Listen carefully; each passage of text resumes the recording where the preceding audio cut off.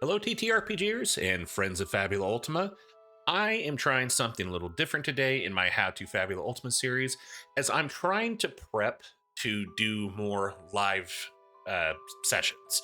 And what I'm trying to do in this situation here is I'm trying to see how I can work with talking the camera and doing quote unquote production of me going from one thing to another to showcase while we might be doing some live interaction, because I did mention I wanted to do a possible collaborative live character creation with some people interested to join my live, and then maybe even do a live showcase on how to create an NPC or a villain or monster, however you want to call it. And I think with that, practice makes perfect. And I'm going to do what I don't normally do, which is usually I record many small snippets to compile together after a bunch of editing. I'm just going to free flow it today. I'm just going to go forward, and we're going to see how this chaos continues when I go through the showcase. So, that being said, what am I planning on doing today? I'm going to turn the music down just a tad.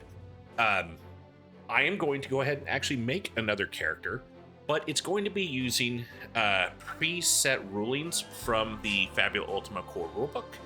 And basically the intent is to show how easy it is to actually make a character, because the character sheet, when you look at it, might have a little bit of a daunting layout to it, especially since it's new. Every game system is a little daunting when it's new, but I want to show you the ideology, the simplicity, the rules light system of Fabula Ultima is actually pretty quite easy. But I do want to preface, despite us going through a sections 1 through 8 character creation layout, there's going to be certain things it's going to suggest doing that I'm already going to have preset, because I'm not going to be coming up with the class on the whim. I'm not going to be coming up with an origin because I haven't done world building. I'm going to use charts, random rolls, and just really expedite the process so I can show once again how easy it is, even if maybe the creative flows aren't just working yet for the first game you play. So, without any further ado, I'm going to bring up the character sheet, and you can see I'm going to unclick some things that were already preset here. But this is the default PDF character sheet from the Need Games Fabula Ultima website. You can get it for free. I thoroughly enjoy it, but I will be honest with you, I do everything using Foundry VTT. So there's not too many oftentimes you'll find me using this layout, but if I definitely ever got an in-person game or anything going, you bet I would use this. So, but that being said, it doesn't change anything. There's just a little bit more I have to type out. As always, I think people, when they use their own character sheets, they have their own ways of notation and what helps them refer and understand things. And I'm going to try to minimize my quirks so it doesn't look like it's daunting, because there's a lot of extra note taking I like to do. I'm going to try to just do this as efficient and quick as possible. So, that being said, we're going to go and get started, and I'm going to pop up the Fabula Ultima Core Rulebook. And we are going to start with the page of character creation. Let's see if I can jump right to it. Yep, there we go. So as I was talking about earlier, we have 8 sections.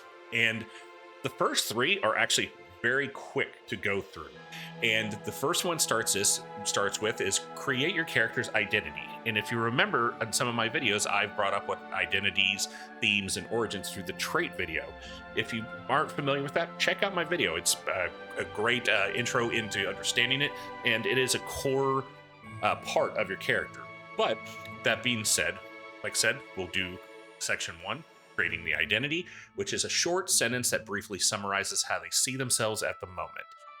Then you'll say, we'll see section 2, which is create your theme, which is basically a strong ideal, emotion, or feeling that dominates your character's actions. It's not the only emotion, but it's more or less the underlining tone of how you're carrying that character. And then section 3, we have create your character's origin, the place they hail from, and the select a location on the world sheet. As I specified, I don't have a world that we've brought from scratch, so I'm going to basically just use either a random roll or just pick something from the rulebook that is an option. Then there's section 4, which is choose 2 to 3 classes to distribute your initial 5 levels among them. Take note of the free benefits and skills gained. So this is probably the meatiest part of this section, because as I said, classes, you can really do a lot of things with classes, but the thing you want to underline is just the first 5 levels. In Fabula Ultima, and you see on my character sheet just to the right here, you start at character level 5. It's not 1, 2, 3, or 4, but 5. And the reason for that is when it says classes, they are classes, but you take these classes more of like job assignments that you would probably see in other like old Final Fantasy games, and you can build your character archetype, their class archetype, by mix and meshing these classes. And they have such awesome synergies from different styles. I really love the class system in this game. And don't worry, I'm going to be going through spotlights of classes as we go forth, and I'll even go through a list here in a little bit. But that being said, I am not going to be creating a character from scratch with my own ideology. In the book of Fabula Ultima, there are starting archetypes that I'm going to choose from as an option, and it's going to preset those 5 levels of not only the classes I'm selecting, the skills I'm selecting, it'll also be selecting the equipment, and I think that's it, but a lot of and then the base attributes as well. And all of that falls under the rest of these sections on the core rulebook. So just to keep that in mind, like I said, I highly recommend using your own creativity if there's something you want to try, or try to, even if you want a metagame. There's nothing wrong. This game is all about metagame and min-maxing. And this game's all about min-maxing and metagaming to a certain extent. There's literally meta currency you use as a player to activate certain powers to your character. So either way, this game is designed for either min-maxing. It is designed to try to optimize as much as possible, but I'm not like that. I like to just play what sounds fun. But once again, I'm going to just take one of the presets based off the identity and stuff I roll and then go for it. Then we have the section 5, which is determining the attributes scores: dexterity, insight, might, and willpower. Once again, I will show how that's selected, but it will be preset from my archetype I'm selecting. Then section 6, which is calculating your starting hit points, mind points, inventory points, defense, magic defense, and initiative modifier. And I know that sounds like a lot, but once you see how the math in Fabula Ultima, you'll see it's literally going to take maybe 5 probably closer to 7 minutes, because I'm going to elaborate. But then you have section 7, where you have a starting budget of 500 zenit. As before, zenit is the universal currency used in Fabula Ultima, but it encourages, if you have a different world, want to call it something else, go for it. It's not going to mean the end of the game if you call your money something else. But in this situation, if you were going to buy stuff, you take your remainder and then add any leftovers to a roll of 2d6 times 10, and that's your initial savings. Then the final section 8, describe your character and choose their name and pronouns. And I keep saying, and I'll probably say this multiple times, it's simple as that, because it is simple as that. I promise you, outside of the time frame you might want to spend trying to min-max or optimize your first 5 levels or plan ahead, that's your own doing. No offense to anyone who likes to go in depth on that, but I promise you, if I wasn't taking the time to, in long form, explain everything, I could have a random character rolled and ready probably within 10 minutes, just by understanding what was on this character sheet, or this section of character creation. So without any further ado, we're going to jump into that. We're going to do sections 1, 2, and 3 pretty quick, starting with the identity. And we're actually just going to go down to the next page where it says create your identity. And actually, I'm going to go one more down, where you're going to see there's a table that we're going to use here. And it says core concept, roll or choose up to 2. I am actually going to roll a d6 to see which section I go into, and then a d20 under that section to see what I... So one moment here. Sorry if this dice is loud. I ironically just pulled my dice out of my dice roller. Sorry for the loud noise right there. I'll just do that real quick. Just catapult dice everywhere. Live recording books. Okay. So first off, I'm going to roll a 6. That was a 5. So I am going to go under this 5 section and then roll a d20, which was a 10, which I got pirate. So I'm going to go ahead and put in my character sheet, just for now, pirate. And that could be, oh, I'm going to jump off the rope. So I have pirate up here. You could leave it simple as that if you wanted to, but that's not really in the spirit of Fabula Ultima. You're supposed to be grand adventurers and have a little more depth to the identity of your character. So what I'm going to go ahead and do is I'm going to jump onto the next page on the next chart and kind of do the same thing where I've got another set of I could either roll 1 to 3 or 4 to 6, and then for the adjectives, and then go no roll d6 and roll a d20 for detail. So we're gonna go ahead and roll a 1d6 first. I rolled a 1, so we're in the chart of first. For 2, an Oathbreaker pirate. So that sounds, I mean, when you hear Oathbreaker, you usually think paladins, but I actually still think this works. There's a lot of pirates that have certain oaths and bonds that they commit to each other. So I think that has a little bit of compatibility. And then finally, I'm going to go and do the detail up here by just rolling a d20, which is 14 from another dimension. Ooh, that's reaching out on a little bit of the depth, but hey, I like a challenge. So literally, jump out that book here. Oop.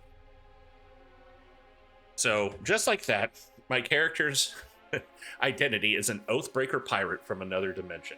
Now, it's important to understand that your identities can change in Fabula Ultima based on maybe some things they do in the game. Maybe they become something else. Maybe they fail significantly, and one of the punishments of the GM, because they ended up surrendering, you can give them a new identity that underlines their failures and shortcomings.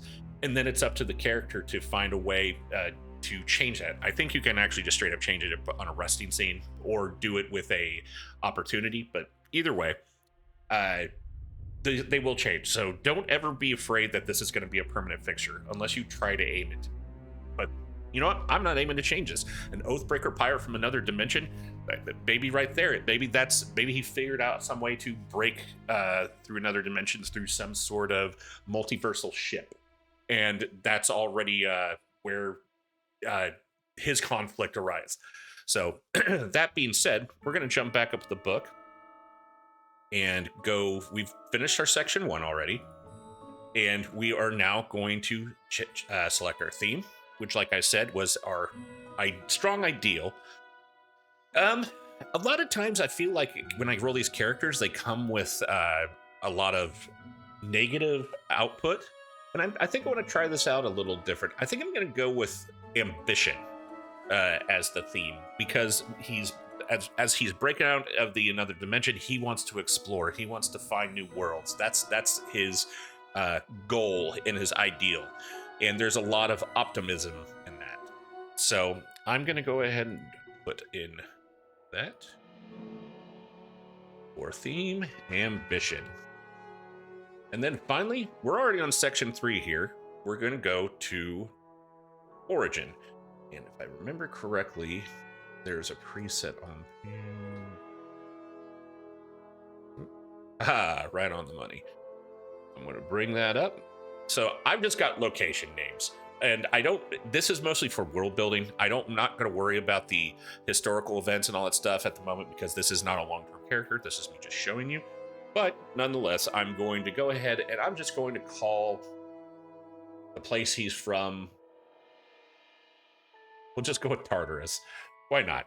It makes sense, right? Let's just go with that. So we will take the origin of Tartarus.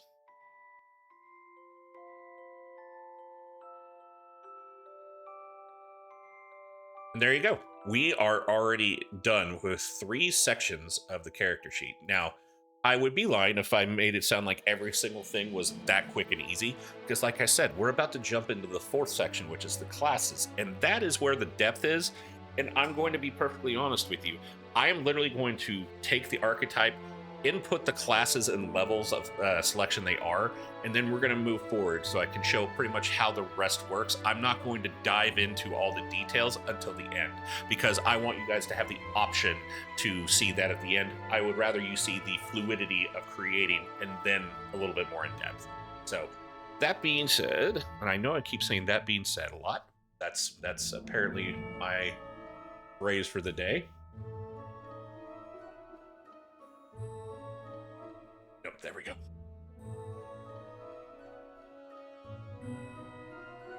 So we're going to jump to classic characters. So this is where I was talking about there's archetypes. And if you look here, I'm just going to use Alchemist real quick up the top here. Alchemist is not so much the class as it is the binding. I keep using the word archetype. It's what is just being named that is a label to fusing multiple classes. So for the Alchemist, it is a mix of a Tinkerer class and a Wayfarer class. And I'm actually going to go back here in a second and go over the classes real quick. But as you can see on this preset archetype, there's the name, there's the Tinkerer class, and then over here it says there's 3 levels invested, and then there's the Wayfarer class with 2 levels invested. Remember, when you start in Fabula Ultima, there were 5 levels. So these 3 levels and 2 levels combine for 5 levels in your character. To the right here is the classes, abilities that are taken for them. Then up top right here, you see the dexterity, insight, might, willpower. That is the attribute scores that I will be assigned. You can choose in Fabula Ultima through certain things. I'll show that here in a minute. And then below is the equipment, and then the remaining money that you would have. So this kind of combines 4, 5, 6, and 7 pretty quickly, but I'm going to show you how those are all found. But either way, we still got to find an archetype, and I'm just going to go through here real quick. We've got Alchemist, that's not great. I mean, that could be okay, but Black Knight, no. Gambler, maybe. Gunslinger, I guess so, but I that's not where I'm not feeling pirate on that. Go down to the next one. Well, there's literally a pirate, which, yeah, we'll just do that. We'll go pirate. So we see right here, there's pirate, which is a mixture of elementalist for 1 level, fury 2 levels, weapon master 2 levels. So real quick though, I'm going to go back to the class list so we can just go over what those all are really quick, so you kind of understand what I'm even trying to do here. So as you can see, there's a lot of classes on the default core rulebook.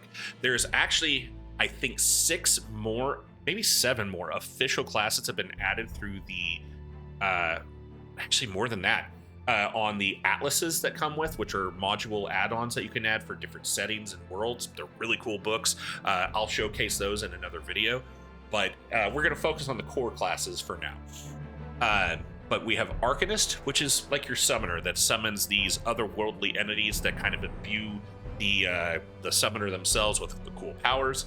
It says summon, yeah. Maybe I'll just read them as it comes off.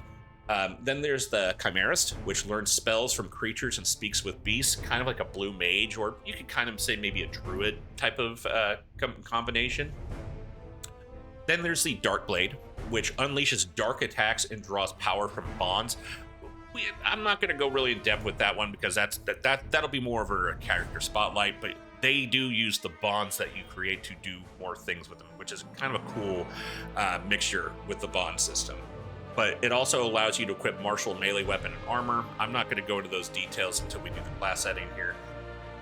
But they drain power. They do a lot of damage actually from taking damage and then delivering dark damage. They're pretty cool. Then there's your Elementalist, which wields the destructive power of the elements. There's your usual suspects: fire, ice, thunder, and then a few others as well. Then there's the Entropist, one of my favorite classes, but also frustrating to GM. And I don't say that really. I always, for better words, underestimate the creativity and power of my players who would play as Entropists. but they channel dark energy of the cosmos. That's all it says. But they are known for working with chaos magic.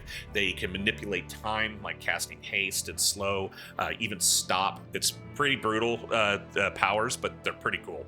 Then there's the Fury, which provokes enemies, hits harder when damaged, kind of your barbarian style. Then you have a Guardian, which is to protect your allies, fight clad in heavy armor. Your champion that's there to kind of mitigate damage. And that's the one of the great things I love about Fabula Ultima combat system is there's truly a way to be a tank that can taunt and do things that a lot of systems I feel oversee or forget to do, or for some reason see it as broken in their system. Which I love that this empowers you to do that. Then there's Lore Master, and I want to underline, there's some classes, while they all have some combat abilities, there's some that actually do some awesome things in the influence of the rest of the game, whether it's social and RP elements or travel. There's a lot of classes you can mix and match that really make your character flow to the style, and they just do great things. One of them being Lore Master, which is be a master of knowledge and support your allies. It helps you understand rules and technicalities, but also be able to do great injections of power and buffs to your allies. Then there's the Orator, who uses words to gain allies and influence conflicts. Really cool. Have some, I will say the word broken, but they're not. They're by design. If you would use these applications in any other system, you might say that's broken, but they're perfect for this system. Then there's Rogue, your typical seize opportunities and steal unique items from enemies. Then there's your Sharpshooter that excels at range combat and negates range attacks. Then there's your Spiritist, who supports allies with magic and cast light spells, but they also have this internal ability to like manipulate mood and spirit, like the spiritual energy within someone's pretty cool. Then there's the Tinkerer, one of my other favorite classes. They craft inventions and they use inventory points in new ways outside of other options, as I just did an inventory point video. I do recommend you checking that out, but I will definitely do a breakdown on Tinkerers. And my apologies, my camera decided it was going to have a mind of its own and start directing in a different motion. I have a feeling sometimes, like when I do too much waving, the AI picks up on it and thinks I'm trying to move around. So that being said, final two, we have Wayfarer. Be a master explorer and join forces with a loyal companion. This shouts Ranger in a certain element. You can apply this with any other class and do some cool things, but getting a companion, getting to get boons for exploration, it's really awesome. And then there's Weapon Master that excels at melee combat and counter melee attacks. This is your bread and butter warrior, fighter, soldier, whatever you want to call it, that puts a lot of oomph into their attacks. And all of these classes have their strengths, and some of them have things that you'll never use the first time because it's not how you build. But every single of these classes, you'll never level up completely, because when you have as I said, you start level 5. The cap in Fabula Ultima is level 50, but you level really quickly. And on top of that, every time you level, you just basically select one skill from one of your selected classes, your multi-classing. However, you cannot multi-class. You cannot go into another multi-class if you have 3 unmastered classes, meaning you have to have at least one class that is up to level 10, which is considered mastered, before you can add a 4th. And once again, you got to master another to continue from that. It basically keeps you from min-maxing really stupid characters early on. But there's also incentive by getting what is called heroic skills. Once you hit level 10, you have an option of all these cool skills that you can provide and try. Some of them might just be like, hey, I'm level 10 at this class. I'm going to go ahead and just get higher hit points or inventory points or something like that. But then there's also class-specific heroic skills, like the Entropist. It's the only one will have the ability to cast Comet, which is, whether you want to call it Meteor, Meteo from old Final Fantasies, whatever you want to call it, that just is awesome that you get to have that, and there's incentive for you leveling to the very top. So, my apologies for the rant on the classes here. I get excited talking about it, and I will make sure to do some sort of bookmarking to show you where I'm ranting and where we go back to the video. But that being said, now that we understand what the classes are, my apologies, I took a little quick break when I realized that I was a little dry in the throat from ranting already. So we're jumping back in. So now that we understand the classes to a certain level, I am going to jump back to our pirate here. It's on 172, I believe.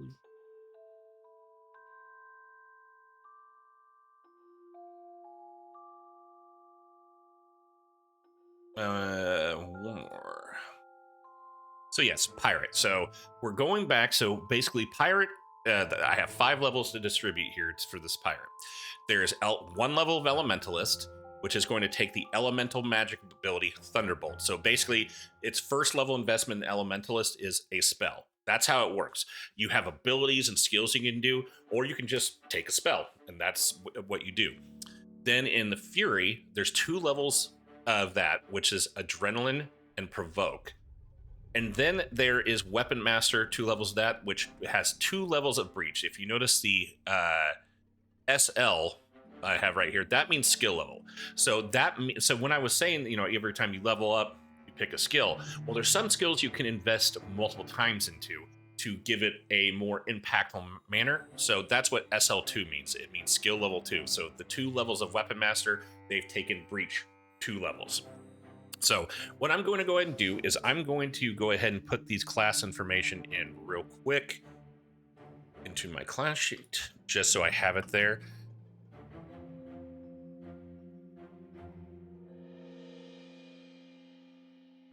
So, elementalist 1. So on my first option here, I have the class Elementalist level 1. Then I'm going to go to the next, which I believe was Fury. Yes, Fury. The abilities Adrenaline and Provoke.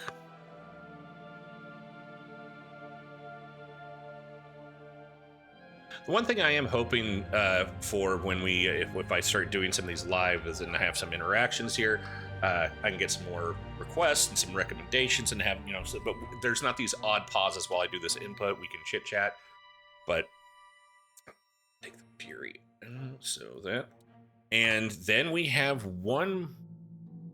I'm gonna drop the book here real quick. See, I put it right here. Fury 2. And then Adrenaline and Provoke were the abilities. Oh, I do not want to do that.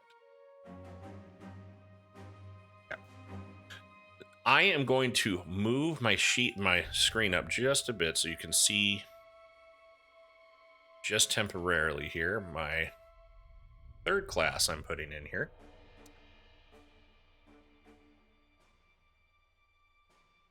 And that will be Weapon Master 2, which uses 2 levels of Breach.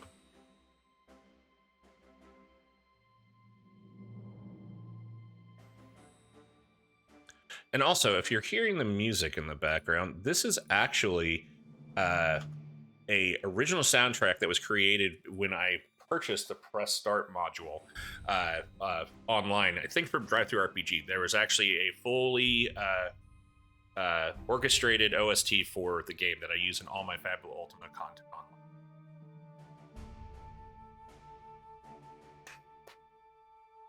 Sorry about that. So I'm going to put Weapon Master. And to be perfectly honest, I probably would be doing this a different way, if like a much quicker movement. If everything you got to account for is I'm doing extra to show you, and that's it. Most of the time, I would just be boom, boom, boom, boom, and like I said, I'm pretty confident I could have a character out in about 10 minutes, and this video is probably going to take an hour to explain. So, but that being said, we now have, you see, my character level is 5. I have 1 level in Elementalist. I have 2 levels in Fury. I have 2 levels in Weapon Master. In the Elementalist, I have the Elemental Magic Thunderbolt. And like I said, at the end of the video, I will go in the details of these classes along with explaining the free benefits. Then on my Fury level 2, I have Adrenaline and Provoke. And then my weapon master level 2, I have 2 levels in breach. That's where we go from there. So what we're going to do is jump back to the book and act like all of our class stuff has been put in, yada yada. And we are going to go to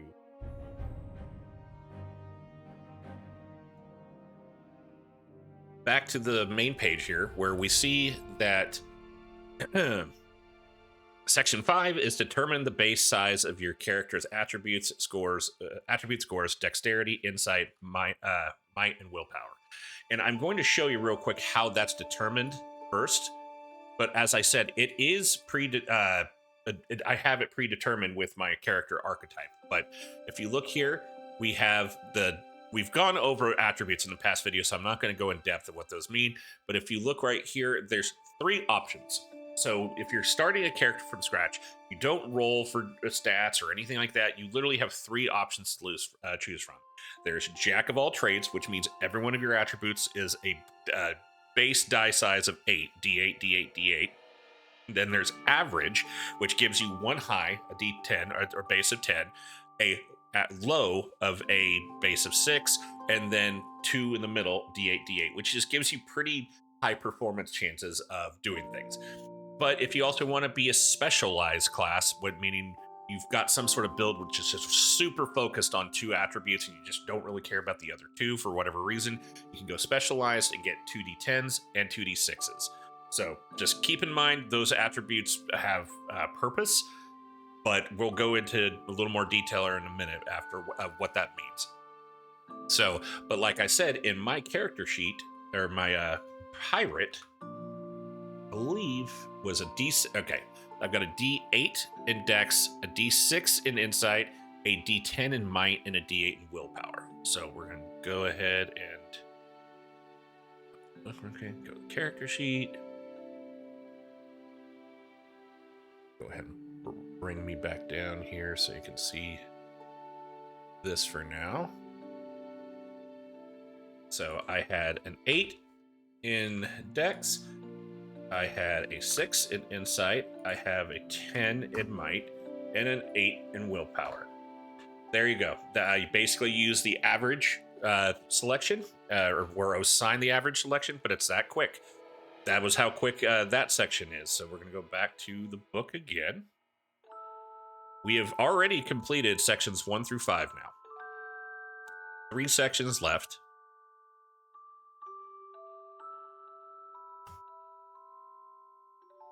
We have 6. Calculate your hit points, bind points, inventory points, defense, magic defense, and initiative modifier. This will be done pretty quickly because, like I said, the math in Fabula Ultima works in great unison and in ubiquitous manner. And that means just pretty much every base stat has an application to these things. Hit points, mind points, not inventory points, but defense and magic defense. So we'll go down with that pretty quickly here.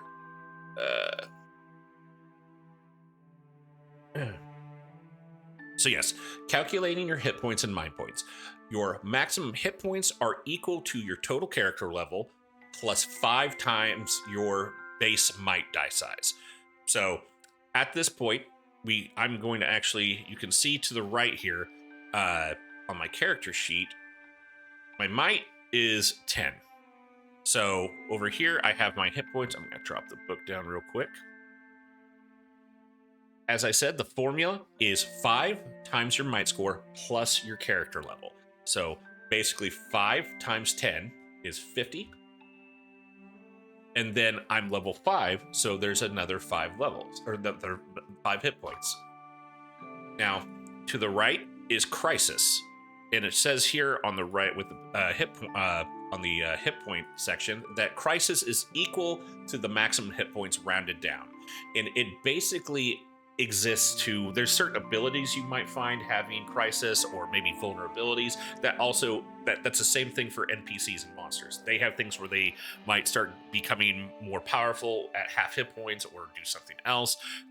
There's a lot of curveballs in Fabula Ultima when it comes to Crisis, but either way, it says rounding down. So if you were to drop to half, you'd be looking at basically 27 Yes, 27 is, wow, can I do math? Yes, 27 would be your crisis score at 55. But we're not really gonna have to worry about that. Then mind points, which is basically your mana, whatever you want to call it. There's certain abilities, there's spells that are required to cast with using mind points. Your mind points are equal to, once again, just like the might or the hit points, your total character level plus 5 times your base willpower die size. So we're gonna go back to my character sheet really quick. Drop the rule book so you can see here. My willpower is 8 times 5 is 40 plus my character level, which makes it 45. All you got to worry about. Then we go to calculating your inventory points. And once again, there is I just did a video on inventory points. I do highly recommend you look at it to kind of understand how they work. It's a really awesome injection in the system.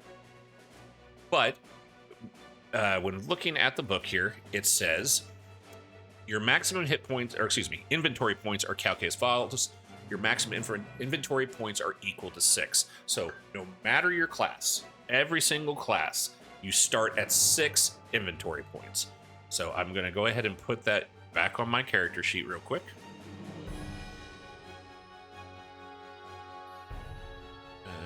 IP is 6.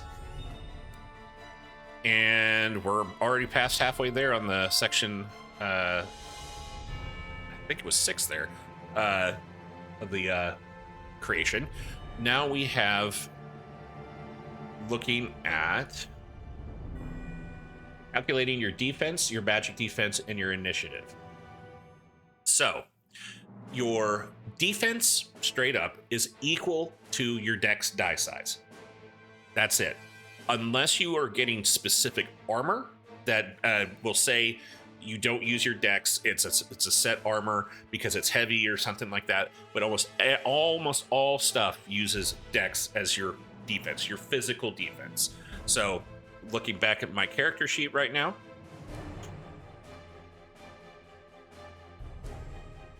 look, my dex is 8. So right now I'm just going to put my defense is 8. Then we go back to the book again for magic defense. If you guys haven't figured this out, we've already used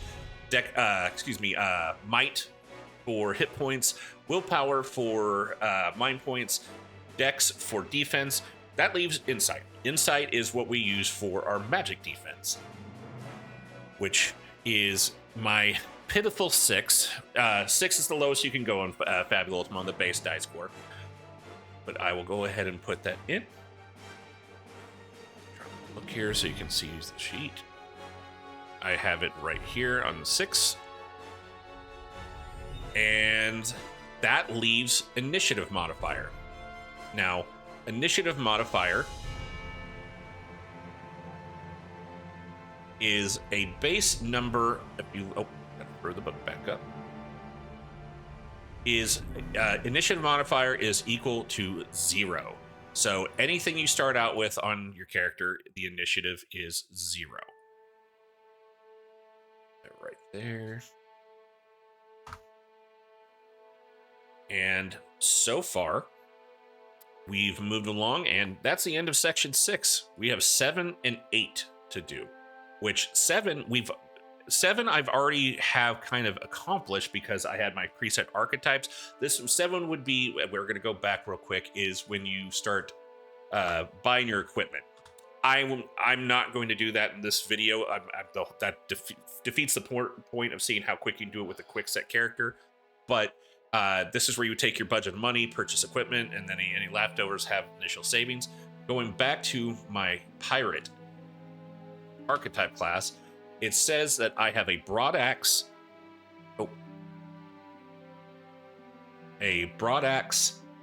silk shirt, a runic shield, and 70 zenith, which is a pretty big spender.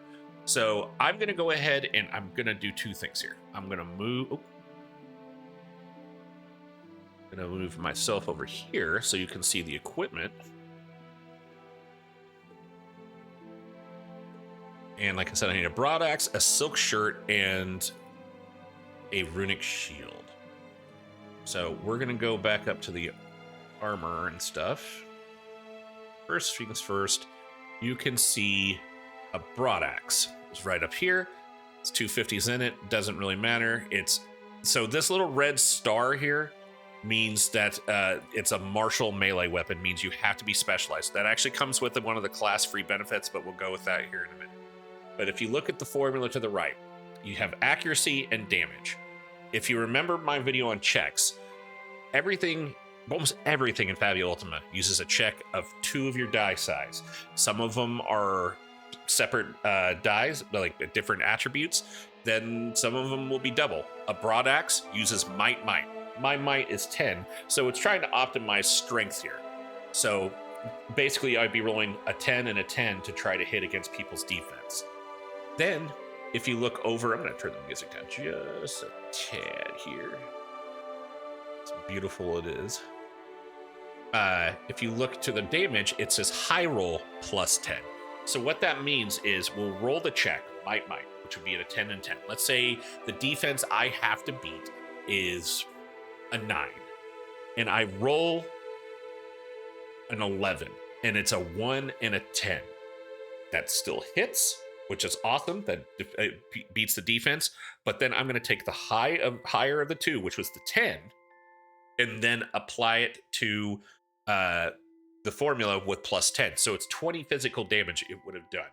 Simple as that. You roll 2 die, if it hits, take the highest number, apply it to the damage additions that are on the weapon. So I'm going to go ahead and just put broadaxe in. I'm going to copy paste these formulas into my here. This up just a bit.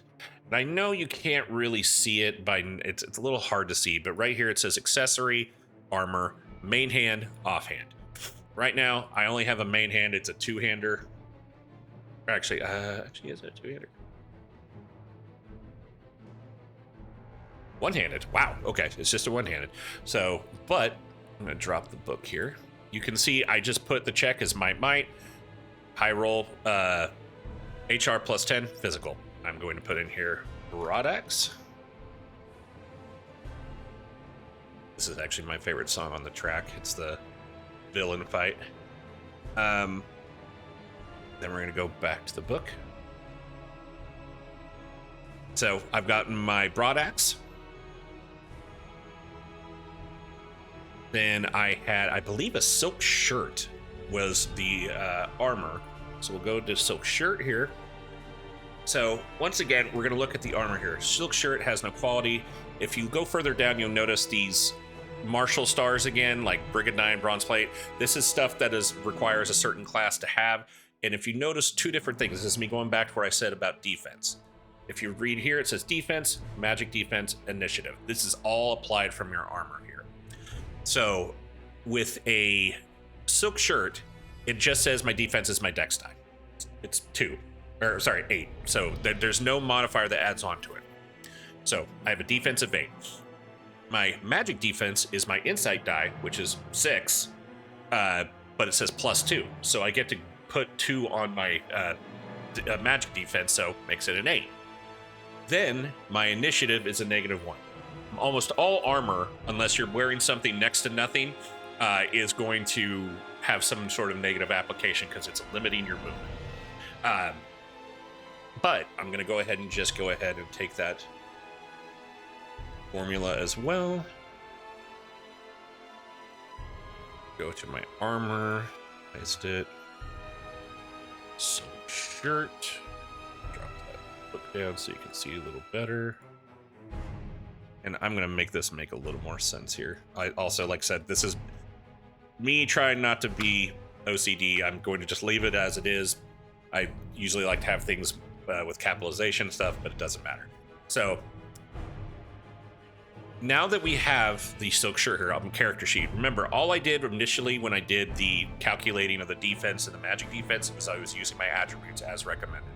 Now that I know what my armor is, I'm going to use my dex die only, so it remains as 8 on my defense right here. Then I have my insight die plus 2, which would be magic defense, So now that I have my insight die, which is 6, it's +2, so it's 8. That's it. Simple math. I know and when I'm going back and forth and showing stuff, it might be a little complex, but I'm telling you, it's simple, simple, simple math. It is all based upon the attributes. Everything is based upon your attributes, your accuracy checks, your damage, your defense, your mind points, your hit points, your magic defense, everything. The only one other thing I forgot to add on this formula here is initiative -1. So I know that's there. And I usually put this stuff in just so it all makes sense when I look at the character sheet. I like everything to be ubiquitous and make sense. Up top here, I was going to say accessories. We're not going to go into those. I'll do my own thing about those, but it's just another item slot you probably see in games like Final Fantasy that gives just a really cool extra thing, maybe some boons of like resistance or maybe even immunity or plus to accuracy. Really powerful stuff that you really want to hold back on at the start of the game. But then the other thing I have is the offhand, which is, I believe it's a runic shield. Let's go ahead and check that out here real quick. Yeah.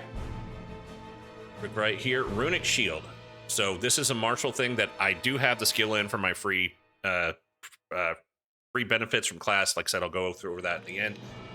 My runic shield is literally +2 defense, +2 magic defense. So already looking at that, that's awesome, because I was looking at my stats and I was like, wow, I'm pretty susceptible with just an 8 and an 8. But now putting on that shield, as you would expect, gives me a little more beef to my existence. So we'll do runic shield.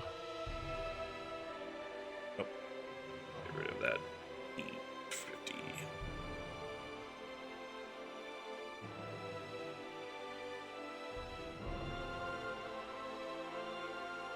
So this is why it's important to buy armor stuff afterwards, so you have your core stuff put in and then you can math apply everything. So like I said, I had my bases, then I add the armor from my silk shirt, then I got my shield, which is +2 to both. So I'm gonna go ahead and do that real quick.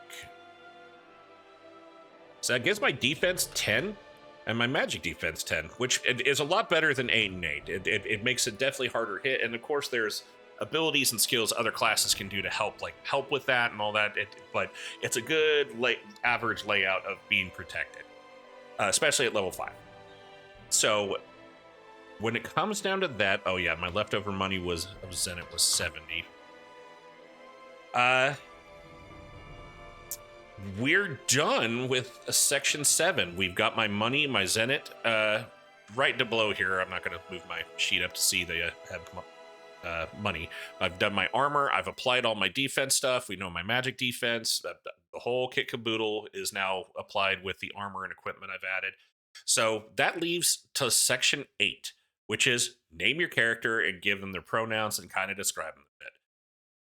I'm going to just use a once again, I'm going to random it here. I'm going to maxed out my timeline on the music. I didn't think that was going to happen. We're going to go back to the book here, and if I remember correctly,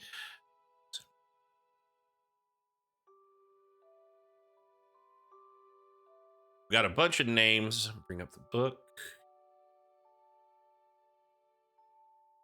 All right, let's get a little piratey name here. You know, I'm gonna step. I was gonna say I'm gonna step out of my boundary, but I do favor making female characters. But I'm going to be Francisca Montblanc. So we'll put that in. So there's Francisca up here, and then Montblanc right here. I'm just going with that. So Francisca Montblanc.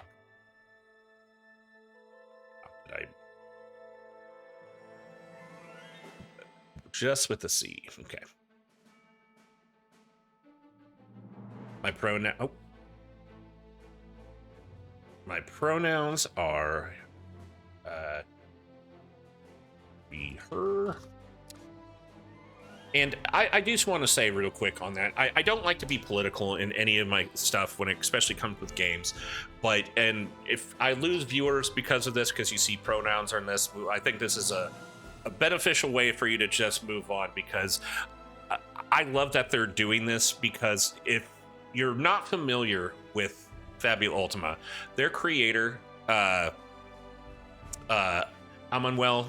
Galeto, is very outspoken on autonomy, being yourself, and representation of all, as long as you're not, a garbage human being.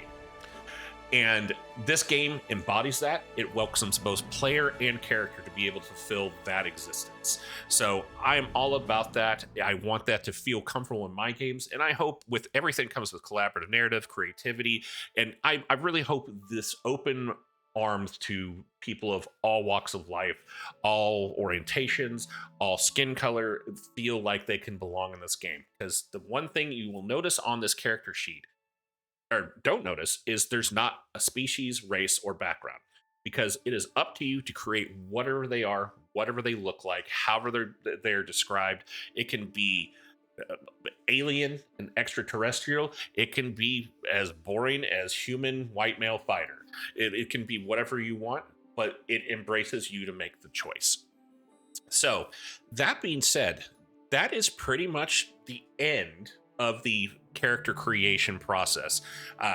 As I said, I know this video is going into almost an hour, but I promise you, if you just kind of learned from this and read the core rulebook and even just tried a character sheet once or twice, it's going to make sense very quickly. I promise you, I could do this in 10 minutes if I didn't have to explain everything. And I'm willing to do a video just showing it if you want to do that at some point. But there's two other things that doesn't break down in the character sheet creation. I just want to notate. One. If you look down here, there's Fabula points. When you start Fabula Ultima with a new character, you start with 3 Fabula points from the very get-go for you to spend. And if you don't know what Fabula points are, check my video out on Fabula points. It's a very good video and helps you figure that out, because there's a lot to them that allow you to be super powerful and creative, but there's also limitations to keep your players from being gods. So, as I said, I'm going to go back to the book real quick just to go over our recap here to make sure I did do everything I stated would happen. We have section 1, create your identity. We did that. 2, create a theme. We did that. 3, create an origin or use an origin. We did that. 4, choose the classes and take the free benefits and skills. I'm going to do the free benefits and skills right after this rundown, because I want you to have the option. If you want to stick around and see me do that, great. I did not want to use this as filler for you guys to sit here for another 15 minutes me showing this out. Then we have section 5, determining your attribute scores. That was preset with my stuff, but you saw how easy it was to do with those 3 options, the jack of all trades, the average, or the specialist. Then we have the 6, calculating hit points, mind points, inventory points, defense, magic, defense, and initiative. All of those are applied from understanding which attribute goes to that, with an exception of inventory points, which is default at 6, and then initiative default at 0. But then equipment applies to the initiative and the defense and magic defense. Then there's 7, use your money to buy equipment. You saw how limited the amount of equipment we have to buy. That wasn't much. And then describe your name and pronouns. I did all of that with this long rant in just under 55 minutes. I know that sounds really long. I have a tendency to rant. I have a tendency to be very off topic sometimes, but I try to keep everything corralled in this video. So that being said, there's that key phrase I keep using. I hope you enjoyed this showcase of how quickly you can build a character if you're just not ready to dive into the collaborative narrative of the world build part and going with all that. But that's really what the game's about. I encourage you to do that, but if you also want to just understand how mechanics work and understand the classes, looking at those archetypes help you understand pretty quickly what they are.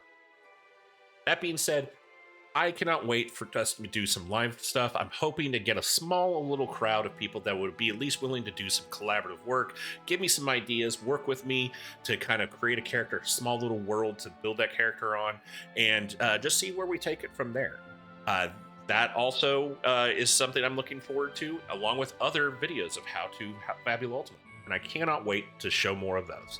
So until next time, I hope you have a good evening. Hope you have a good day, and I hope you get to play some Fabula Ultima. We are done with that, but if you're a little interested on me doing the free benefits of the classes and the skills, I'm going to jump right back into that and finish it up from there. So the first thing I'm going to do, I'm sorry, I have a little bit of allergies going on here. I'm moving my video window back out of the way here, and we're going to jump back into the classes here. So first and foremost, we're going to go with Elementalist level 1. So I'm going to jump back to the classes.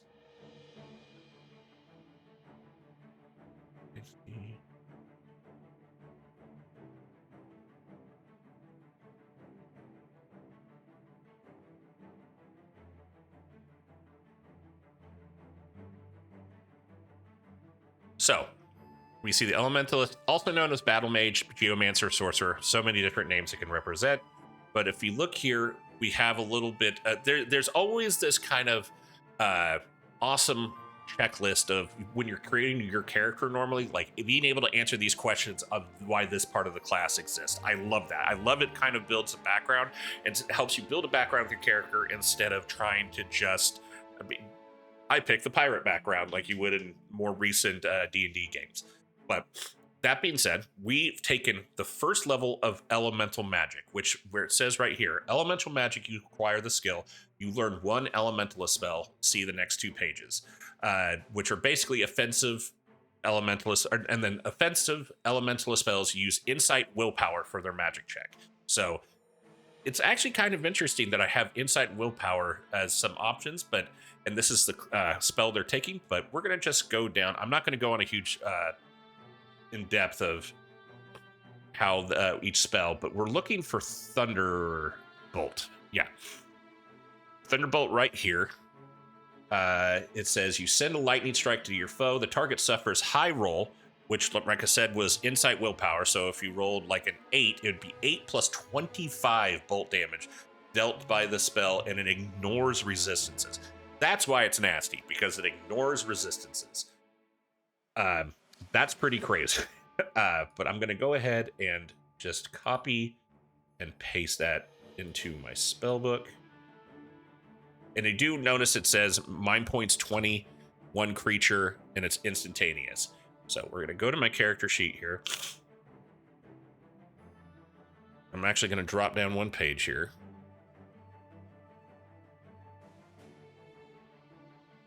And on the next page, you'll notice there's more class listings. So like I said, you multi-class multiple times, and there's class limitations on how many you can take at a time until you master some. But if you look on the right here, I also have Arcane, Arcana, and Spells. So I'm going to go ahead and type this in, or just paste it real quick. Thunderbolt. NP was 20. Target was 1 creature. Duration is instantaneous. And then just the description right there. So anytime I want to cast that spell, it's right there on my Arcana sheet. Now, I do want to preface also, like I said, I use Foundry VTT, and a lot of this stuff is automated, and I love that so much more than me having to type all the stuff in. I am a sucker a little bit of old pen and paper pastimes, but when I run online, being able to have everything automated through Foundry it's chef's kiss. I can't speak highly enough of it. But that being said, we just invested that first level of Elementalist. I'm making sure that it says right here, skill informations, elemental magic, Thunderbolt. If you kept leveling up, you would go up character level to go to level 6, make it level 2, and then select another spell or ability. You just want to make sure everything is mathing right as far as your level ups. But we're now going to go to the Fury section. There's 2 levels. There's Adrenaline and Provoke as far as skills. bring that book back up.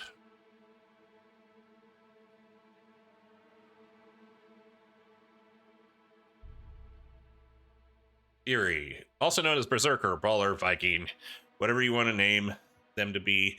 We're going straight into the skills down here where it says Adrenaline. That was the first skill. So once again, it was only one level, but if you look to the right here, you'll notice a star and a 5. That means that's how many times you can invest your character's levels in that skill. So out of the 10 levels you have of the Fury, you can also you can spend 5 of those levels to max this out, because the ability says as long as you are in crisis, meaning less than half life, you deal skill level times 2 extra damage, be it with attack spells, arcana items, or any other method.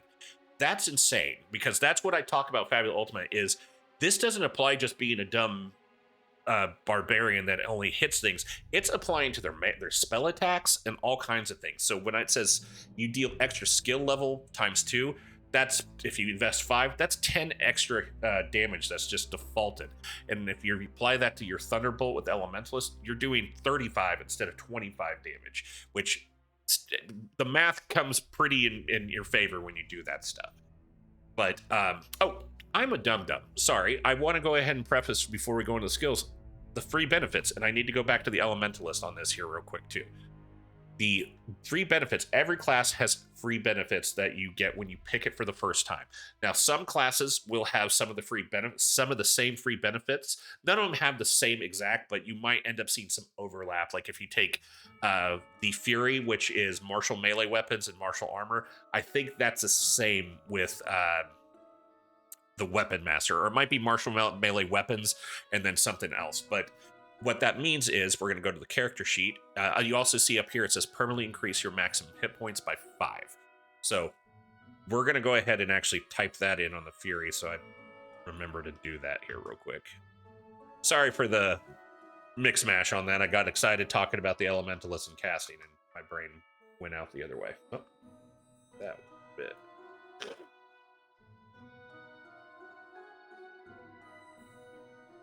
So since the PDF's being kind of stubborn as far as it going smaller in font, I'm just going to put HP plus 5 and then put martial weapon, martial melee, martial armor.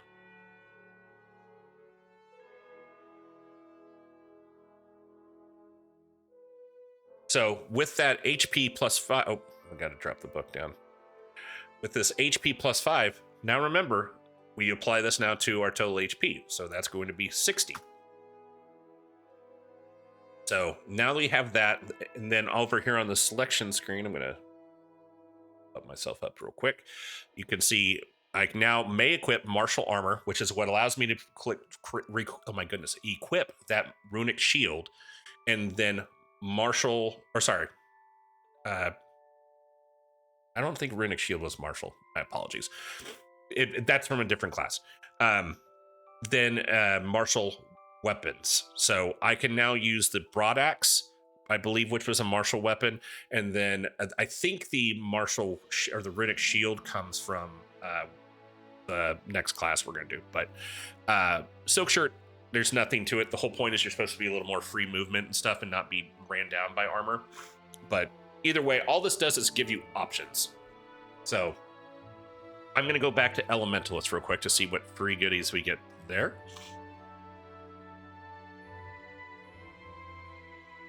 My apologies. My allergies all of a sudden just turned on like there's no tomorrow. So I'm doing a lot of sniffling, and at least I'm hoping that's it. It's not like COVID, but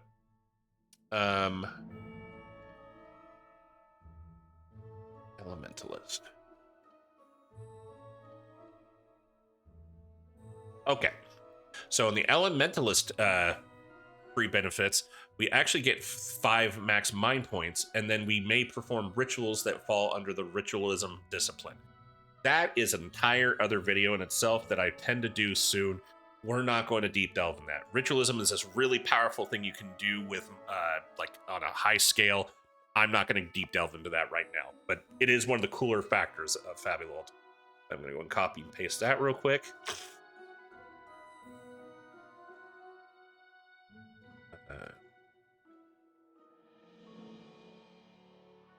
just going to put mind MP +5. Ritualism. Ritual.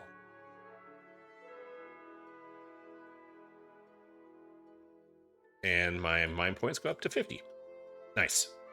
Means I can cast Thunderbolt more often. So now I got that figured out. I'm going to go back to the... Oh, I'm going to show you here. Keep forgetting to drop the book. So I've got the MP5 Ritualism, or MP +5 and Ritualism Ritual, and the HP +5 Martial Melee, Martial Armor from the Fury. So we'll bring the book back up and go back to Fury. And like I said, now you see why that I'm putting this in the end, because as far as a video showing how quick you can make a character, I would have already been done with this if I just put it in, but wanting to show it, I didn't want to make it all about the class stuff. I wanted to make it about the creation. So you can really deep delve in this game using your class. I like to call it almost chemistry. You kind of just mix and match with stuff. But anyway, back down to the skills. We had adrenaline. Go ahead and type that.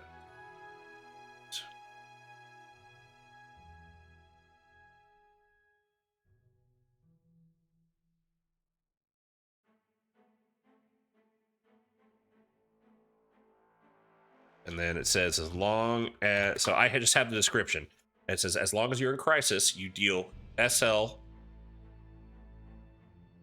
just skill level, ×2 extra damage, be it with attacks, spells, arcana, items, or any other method. So, like I said, I use Foundry. It's a lot more optimized. Since I know my skill level is 2, I could easily look up there. I still, for my own brain, like to put in 2 for parentheses, so I have as a quick reference. And that's that on that. So, like I said, that's just an ability that I keep in the skills here. It's not an actual spell, so there's not a spell sheet. This just kind of, you get listed down in here at the actual skills. I'm sorry, I keep forgetting to drop the book while I type this in. And then bring the book back up. Then we take the other ability, Provoke. Once again, this is another skill set that can have 5 points invested. And as you can tell, almost all of these have, with an exception of Frenzy, these have skill point investments. So it is impossible to invest all of your levels into everything in here, because you can only level up to 10 levels. So you have to choose wisely how you want to build using this class. So, but Provoke, it says you may use an action to spend 5 mind points to perform an opposed might versus willpower check against a creature you can see. Describe how you want to taunt them. If you succeed, the target suffers Enrage, which is a really cool debuff. It lowers both their dex and insight by 1 die size, and is compelled to focus their attention on their attacks and defense spells must include you among targets if possible, like a group spell. This compulsion ends if you fall unconscious or leave the scene, if the creature is no longer enraged, or if they are successfully provoked by someone else.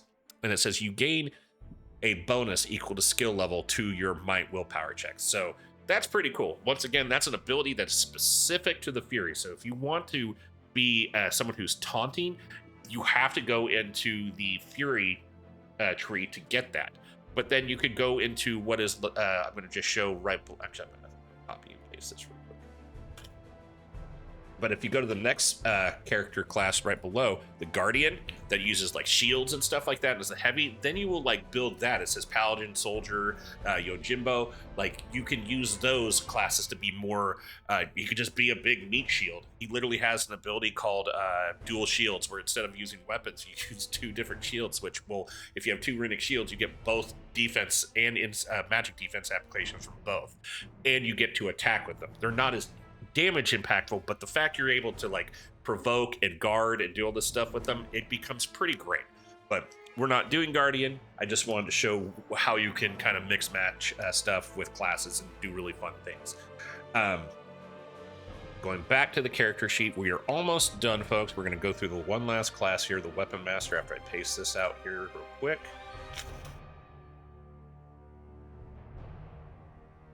And then, like I said, for me, I always put in parentheses my skill level for my own references. I don't know why I'm doing that, because I am never going to play this character probably, but that's neither here nor there. And then we're going to go move up here to the final bit, the Weapon Master.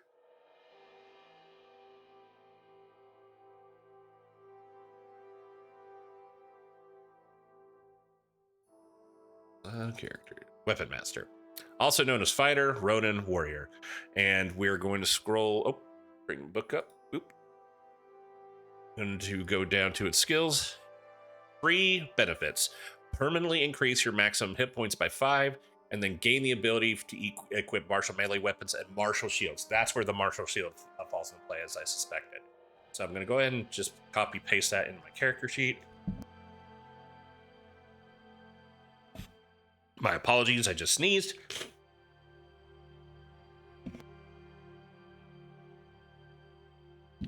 I am going to say it again. I'm hoping I'm not getting COVID, because that's exactly how this is how I felt the last time I did a few years ago. That being said, I'm going to paste, drop the book here.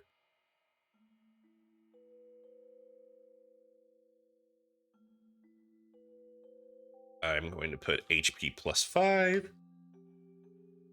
And then martial melee and martial shields.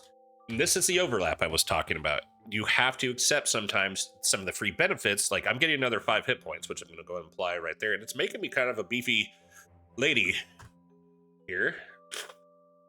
So remove that. But I gained the martial melee weapon with both Fury and Weapon Master. That doesn't have any stacking or overlap. So that just comes with the nature of having extra classes with these abilities. But the shields, though, is what was crucial in this ability. So now I have the ability to wear that runic shield that is the +2 to defense, +2 to insight, or excuse me, magic defense. And then finally, we will go into the skill Breach. Look back up. Breach. So as you can see right here, there's 3 skill levels you can invest in this if you wanted to. But Breach, it says you may use an action to spend 5 mind points to perform a free attack with a melee weapon you have equipped. So what it's saying there is usually you would use your action to just attack.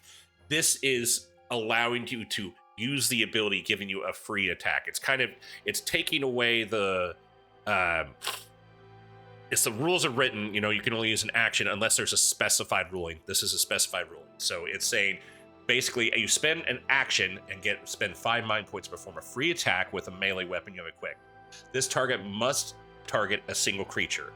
If the attack is successful, it deals no damage, and you choose one option. You destroy 1 shield equipped by the target, or you destroy the target's equipped armor, or whenever the target suffers damage from a source before the start of your next turn, that source deals skill level, which would be 2 times 2 extra damage. That is such an awesome skill, because not every creature has armor or equipped with shields. But to be able to go in there and just remove a a general you're fighting and just say, no, I'm break. It's like Auron from Final Fantasy X's like armor break, and other Final Fantasies too. Just being able to just go and break their armor is so cool, so JRPG specific, and that's the flow of combat. But I also like, let's say they don't have armor or shield, they add an extra caveat to it where basically until the start of your next turn, anytime they take damage, they're going to take an extra of your skill level, which my character's 2 times 2 of extra 4 to them. So anytime they take any form of damage, it's like they have like this lingering injury that is being exposed, and it's 4, 4, 4 every time they're hit. Really cool. That being said, we're going to go ahead and throw that onto drop the book, paste it in, and that, my friends, other than me putting a character image up here, which I don't intend to do, that's it. That is the end of this random character creator. And I know when you look at this, I've said this like 3 or 4 times already. If you've somehow given me a full hour and 14 minutes of your time, thank you. It means a lot. Please let me know if you did, because that means a lot to know you took everything I had to say, and despite my shortcomings, my rants and overlaps. But I promise you, if you just understood some of this by, reading a little bit more, I'm more than happy to show you. I could build a character in 10 minutes with this knowledge. It's just you had to take another 50 to 60 minutes of your time listening to me to show it. So, once again, and one final time, that being said, I look forward to any videos I go for with you guys. Continue to enjoy my community, be part of it, ask questions, give me suggestions. And if you like my videos, like them. If you haven't subscribed, subscribe to them. This is helping me do a lot with this JRPG community, the TTRPG community, and trying to grow. Like the fact that I was not even a month ago, like I was like, oh, cool, I've got 6 followers. And to be honest, like 3 of them are friends. And now I'm trying to get to like 100. I think I'm at almost 150. And that's not a lot of followers. Yeah, there's people with millions and thousands of followers, but this is 150 people that are interested in Fabula Ultima. And I'm believing that's going to continue to grow. And I want to be someone who is articulate and capable of showing how fun, how easy this game can be. So I'm open to criticism too. If there's things that I was doing on this live, quote unquote, live feed that it wasn't working for you, let me know. I'm all about adapting and making things anew. So until then, one more final adieu. Have a good evening, have a good day, and let's play some Fabula Ultima. See you next time, guys.